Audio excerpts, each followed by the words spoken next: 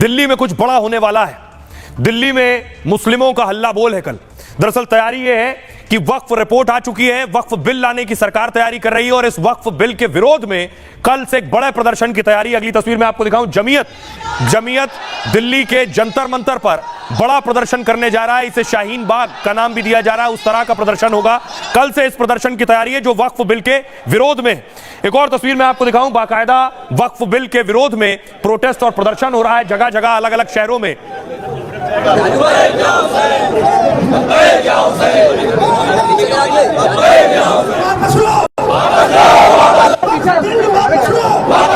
वक्फ bill वापस लो के नारे लग रहे हैं। बाकायदा all India Muslim personal law board ने भी एक पोस्टर जारी किया है। यह पोस्टर है जंतर मंतर का कॉल है। इस पोस्टर में चलो जंतर मंतर 17 मार्च सुबह 10 बजे। अगली तस्वीर देखिए। और इस विरोध और बवाल के बीच बीजेपी के नेता आज एक इफ्तार पार्टी में शामिल होने पहुंचे। ये तस्वीरें मैं आपको दिखा रहा हूं। इस्लामिक सेंटर पहुंचे थे। रमजान चल रहे हैं और इफ्तार था। किरण रिजिजू और दानिश अंसारी इफ्तार पार्टी में गए थे और कल जंतर मंतर पर एक बड़ा हल्ला बोल की तैयारी है।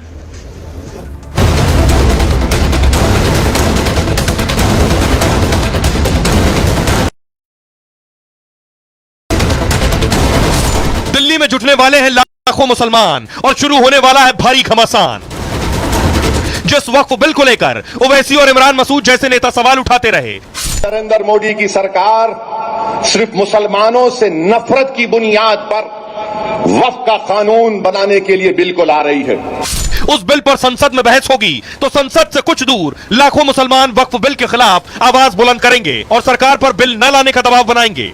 वक्फ पर जो बिल ला रहा है पार्लियामेंट में, पूरी जेपीसी की प्रक्रिया होने के बाद में वो बिल पर हमारे बहुत सारे एतराजात हैं। जंतर मंतर पर होने वाले इस महाधरने को शाहीन बाग पार्ट 2 का नाम दिया जा रहा है और चर्चा है इस धरने में ओवैसी जैसे सांसद भी आ सकते हैं। अब देखिए क्या तैयारी है जमीयत की, कितने लोग आने की संभावना है और क्यों इसे शाहीन बाग कहा जा रहा है।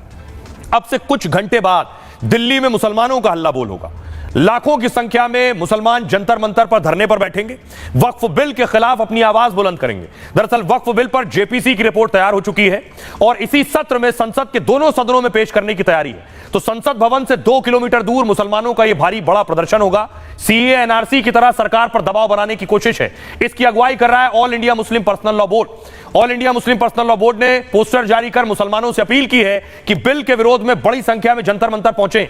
उसने वक्फ बिल को सरकार की सोची समझी साजिश कहा है। All India Muslim personal law board के साथ जमीयत भी इस धरने में साथ आ गया है।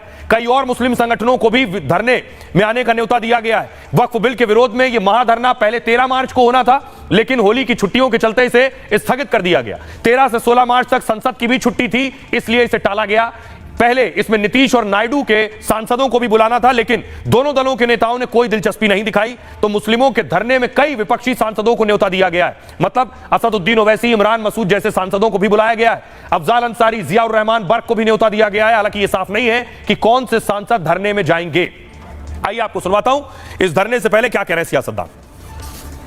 भारत में मुसलमान आजाद है और मजहबी एतबार से कभी भी किसी व्यक्ति ने या किसी हुकूमत के अहलकार ने मजहबी रसूमात को अदा करने से नहीं रोका।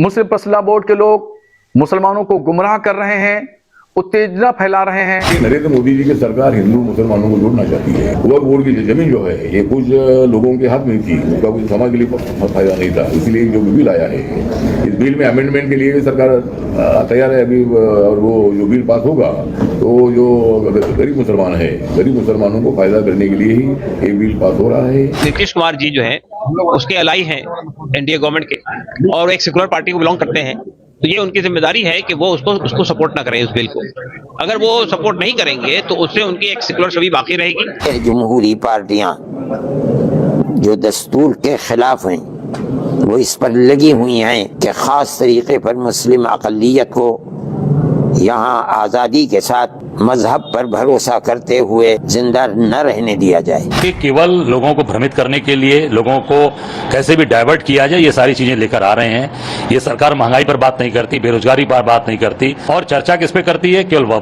Bill pay. क्यों? क्योंकि कैसे दिमाग लोगों को घुमाना है। ऐसे प्रोटेस्ट डेमोक्रेसी में कोई भी कर सकते हैं। मुझे लगता है कि ये प्रोटेस्ट डराने की कोशिश है, प्रेशर क्रिएट करने की कोशिश है, लेकिन ये नरेंद्र मोदी